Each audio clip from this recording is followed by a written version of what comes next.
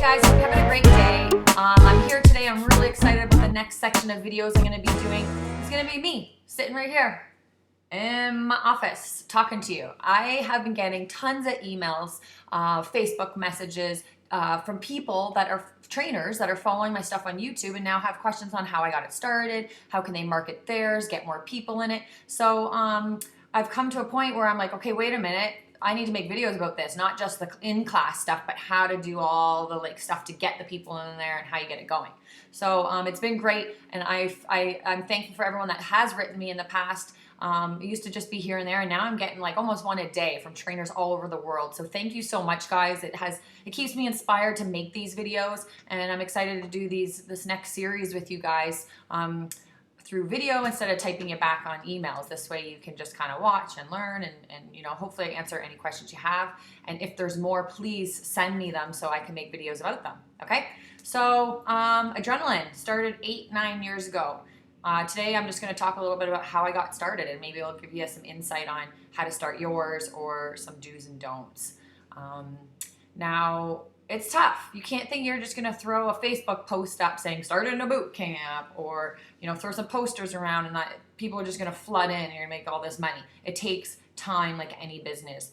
2-3 years before I was really like, okay, this is doing well. There was times when I first started where I was like, oh, I don't know, maybe I got to go back to the gym and have that gym, be a gym trainer. I don't know if this is going to work.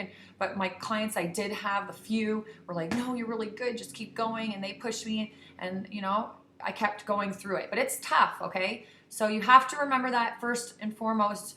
If you are needing those finances, don't just quit your job and start a boot camp, all right? You can't do that. You're not gonna make enough. Especially these days, there's a lot more boot camps in the cities. 8-9 years ago when I started, I don't think there was really any boot camp outdoor training until I started my first one. So it was kind of cool to be a pioneer in my town doing that. But even still, it didn't flood in, all right? So I remember my first class was actually a stroller fitness class. I started with moms and babies in a park, and before I knew it, the moms started coming with the dads, and then they started leaving their babies at home, and it just grew into this whole class where the babies were, and I was like, oh my gosh, I got to do regular classes too. So then I had my stroller fitness classes and then regular classes, so they could kind of, the moms and babies did go to that one and that. But it took time. And my mistake was I started in the winter when it needed to be indoors. So I had to pay that overhead, that rent. Whereas a good time to start a boot camp to me is in the spring, when you can start outside and you have that whole spring, summer season. Unless you live somewhere where it's warm all year, you're lucky. But us, it gets really cold here. So there's no running around training outside in the peak winter, that's for sure. So a good time to start your boot camp, spring. You have that whole spring, summer season to build your clientele before you have to start paying overhead at a community center, gym, school, wherever it is that you're going to rent your gym space. Even if you're thinking of starting a studio, maybe a good way to do it is start outside where you can build some clients, see how it's going before you go and get a high overhead with rent and insurance of your own little studio. So I started adrenaline indoors, which was tough. I remember I made these posters, and I have some from a long time ago. I'll find it, dig it out, and show you in a video. It's the funniest poster. And I'm just thinking, how did this bring anybody in? But back then, you grow, right? So my first poster is pretty funny. And I remember printing a bunch off, and I just went everywhere. I put these posters everywhere, like grocery stores, everywhere in the area of the place that I was renting out, and put these posters up. So my very first class was actually pretty shocking. I think I had 32 or 35 people. The very first class, I was like, whoa, what the, I was okay, success, but it didn't stay that way. 35 came that first class, first time free, and maybe 3-4 stuck around because it was a tough class. So you have to find your niche of what you want to train. I want to do adrenaline extreme fitness. All right, there's a lot of weight loss classes and different kind of styles out there. I wanted to stick to extreme. It's a bit of a weight loss kind of class program, but more like those extreme people that are in a gym every day like I was, and just wanted that class 1, 2, 3 times a week to really kick up a notch and create. Hey, Rambo! So it was tough, and that kind of class isn't for everyone. So I only had a couple people stick around, and I worked with those few people, slowly trying to spread the word of mouth through them and however I could. And this was before Facebook was really big. There was no Instagram, so there wasn't these social media ways that you could like really get out to people. So it was tough, and I remember thinking, oh no, what am I gonna do? I was a young mom, and I felt like we were eating spaghetti every night because it was like, I hope someone buys a pack today, a 10 pack, so I can go get some groceries, because I had quit my gym job and just started this boot camp. So, it's something to think about for yourselves. Like, if you need that finance, don't just quit and start. Start it slowly. Say, okay, I'm gonna, start 1 or 2 classes a week. As those build, then I'll go 3 or 4 classes. And then as they fill and build, and then you're getting that, the income's coming in, then quit your day job or your night job or your part-time job, whatever you're doing.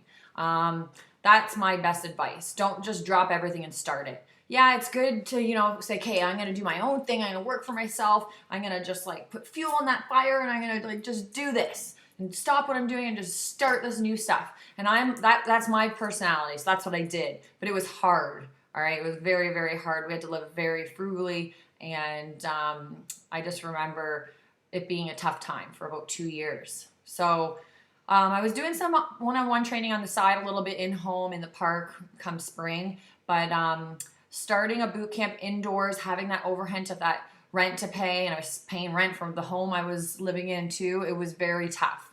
But I got by and I pushed through. So just, something to think about when you want to get going with your boot camp, or if yours is already going and you don't have a lot of people in and you're thinking, oh, it's not going to happen. Don't give up. Keep pushing, okay? There's always a way. There's always clients out there. There's tons. And don't worry about competition. That was something I used to kind of like, I kind of started the boot camps in our city, the outdoor ones anyways back then. And as they started popping up, I'd get mad. I was like, oh, they're doing what I'm doing and I'm going to lose my clients, but there's so many people in the city and everyone's always looking for things and new things. And you know what I've learned over the years is to embrace that and be, thankful, because the more doing these kind of classes similar to yours or doing their own things in gyms, out of gyms, the more the community learns about it and, is excited about it. So we're all in the same boat.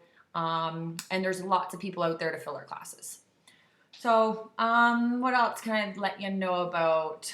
Okay, so I did the posters, put them everywhere. That brought people in. And then doing first time free, I find is very well. I've done that since day one. Adrenaline is on its like 8th or 9th year, and I still do first time free. Actually, now I'm even, hey, take 1, take 2 classes, take what you need. Most people do 1 and they're like, hey, I love it. But to be kind of that laid back, not all about the money, that's what people like. And truly, you have to feel that way, not just act that way. Like, I love training. If I could do it and not have to have people pay me, if I become this millionaire one day, then that'd be awesome, because I love doing it and it isn't about the money. So when your clients feel that through you, then they feel, yeah, she's really here for me. He's here for me. So that's a good way to be. And offering that first time free gives people a chance to come in and try your class and make sure the vibe's there, right? They gotta like you as a trainer, your voice, the way you kind of like treat them, how they feel with the other clients in the class.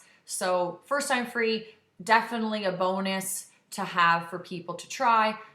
Week free, however you want to do it, and then you get them in on the pack, the monthly, whatever you want to do. I do 10 packs. I don't have ongoing sessions. Some people do like 6-week programs or 8-week session, whatever, however they do it, and that's really cool too. My thing's always just kept it easy. People are busy in life, or they get sick, or things with their kids, or whatever, and I don't want to take their money if they're not there. That's just how I am. So it's just mine's just ongoing, same classes. I've had the same classes, same times, same days since 2007, 8. And it's been those same days, and then just add days as I can. So that's my module, first time free, and then I do 10 packs. So they can buy a 10 pack and they come in and they sign in, and then I bring it home, and I have this whole like kind of Excel spreadsheet that I put, enter them in, and then I keep tracking when they get to their 10th class. They get an email saying, hey, you did your 10 pack, great job. The 11th is free on me, and then it will be time to renew your membership. So I do first time free, every 10 pack, you get 11th free. I started with punch cards, I remember. I had these little punch cards that I'd punch with this star hole puncher. And when they got to their 10th class, they got the 11th free, and it was really cool. But as my clients grew, I started with this little recipe box, you know, like a little cue card box. And then I got the big one, and then it was like, okay, this is crazy. It's taking an hour to get everyone to punch in. So then now I have sign-in sheets the last couple of years. So they sign their names, I come home, enter in the Excel spreadsheet, I keep track, they kind of keep track, and everyone's good. If someone thinks, you know, hey, I think I had another class or two, then they can have the class or two. To me, it's not a big deal. They're there. It doesn't cost me to have them there. I want my people to keep coming. So, yeah, that's how I started Adrenaline with the 10 packs, first time free, and it's done very well for me. Started with that big group that came out, and then it downsized to only a couple, and it slowly grew. I think for the first year, I had maybe 8 to 50 people. It fluctuated every class. And there was times I really thought, I don't know if I could do this, but it turned out, it pushed through. So then Facebook became popular. And that's a whole nother video I'm going to talk about. The Facebook, and now we have Instagram. If you're a trainer doing your own thing or in a gym, you have to use social media big time. It's your best friend. It's a part-time job. I find I am in front of my computer sitting right here where you see me more than I'm actually on the ground training with people. So it's somewhat of a desk job, but I'll get into that furthermore. Yeah, so Adrenaline, I've been pretty proud of it. Thinking of a name it's tough. You want to get the right name. I remember I was trying to think of my name at the time, and I was working out in the gym, and these guys were talking, I don't know, these big bodybuilder guys were working out, and they were like talking about some kind of supplements they were on, and they're like, yeah, you get so much adrenaline, and it just feels so good. And I was just like, adrenaline. And it was, I think, the time when that Britney Spears song was popular too. She said something about adrenaline, I forget, but I remember like I heard that, and I was just like, adrenaline is perfect. Adrenaline Extreme Fitness. So you want to find a name that really, rings to what you want to do. Definitely Google it. Make sure there's not like a ton of those names in your city. You can always, there's like other adrenalines out there. There's like an adrenaline paintball. I'm sure there's a fight, like a UFC kind of group, but I made sure there was nothing in my city, especially another fitness class called that. And that's what I went with. And then I found someone to make me a logo. You want to have a cool logo. So it's tough. You really got to find that name that are going to draw people, and they're going to be like, whoa, that sounds cool. And adrenaline sounds tough, especially extreme fitness. So, you got to be ready to, that name can be a challenge for me, because I get people that are like, oh, I don't know, that adrenaline, it sounds hard. I need to work out first before I go, which they don't need to, but at the same time, I like having that edge. So your name really does represent what you are, all right? And you got to think of the future. You don't want to just call it like, Danielle's, say I don't know, say you're going to do like a spin class only. Danielle's Spin Fitness or anything like that with just a one word. Because what if you want to add to that one day, and then you're like, oh great, now I'm doing boot camps in yoga, and you've built it and you have these trainers working for you, but people are going to always think it's spin or whatever. You know what I mean? That's not the best example, but I think you can kind of get what I mean. Really sit down, think about your name, think about what kind of direction you want to go to 2 years, 5 years, 10 years from now, not just right then and there. All right. Yeah. Think of a name. Think of the niche you want to get into. What's your passion? What are you good at? I made a mistake once. I wanted to do a yoga kind of class, but I didn't call it yoga because I didn't have my yoga instructor's course, right? I never took that, but I called it a flex class, adrenaline flex. And I suck at yoga. I'm sorry, but I know some like great core moves and some holds and, my kind of stuff that I do, but trying to incorporate that into some yoga moves. And I didn't even know any of the yoga names. And I was getting some people coming that were like yogis, and it was not good. So you have to make sure you're good at what you do, and because people will know. You can't fake it too much. You can fake a little bit when you're a new trainer, because you have to start somewhere, and you could find what other trainers are doing, stuff from magazines, videos, YouTube, and make them your own, But to go and like try and do like I did with yoga flex, adrenaline flex, it didn't work for me. So that's a definite don't. Okay. Can't go in there and try and, start a yoga class if you don't know yoga. So find what you're good at, find a proper name, okay? Figure out what area you want to work out in, and start outdoors if you can. That's my best bet for you, because you can build before there's that overhead. you know, you might have the rent that you pay the city for the park, but to pay that a permit for the park is a lot less than building, right? In a building or a community center. So I hope a little bit of this stuff helped. I rambled a little bit, but I just wanted to kind of tell you my story, how I got adrenaline started, and I'll let you know a lot more in videos to come, okay? So have a great day. Let me know names you're thinking of if you want. You can email me always at adrenalinefit@gmail.com. It's right there on the video. Email me and ask, you know, let me know names you're thinking of, okay? And I can give you some ideas or my opinion on it, all right? Have a great day, and thanks for listening. Bye, guys.